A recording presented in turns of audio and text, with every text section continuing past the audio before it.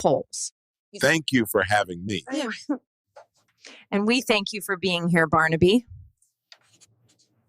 This is the brief on behavioral strategies for persuading mom-and-pop sellers to consider seller carry financing. You know, when you're dealing with folks who've owned a place forever, like maybe a mobile home park, you often run into these big emotional roadblocks, right? Like fear, pride, what happens next. So this is all about the smart psychological moves you can use to kind of nudge past that resistance and get them genuinely curious about owner financing. We've got three essential strategies here, basically using behavioral science to help seal the deal. Okay, first off, you gotta tackle their deepest fear using something called loss aversion. Here's the key.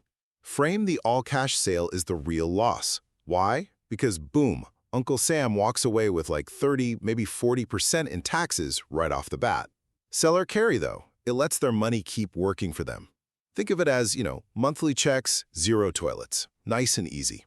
All right, second strategy. Appeal straight to their identity, their legacy. These owners, they've poured decades into this place, they want control. So you position seller carry not like they're letting go, but more like they're graduating, from landlord to banker. It really honors all that sweat equity, It lets them pick the buyer, set the terms, basically guide the park's future. And finally, let's talk risk.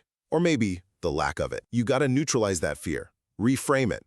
Remind them they hold the lien. If the buyer messes up, the seller keeps the down payment, keeps every single monthly check they got, and gets the park back, often in better shape.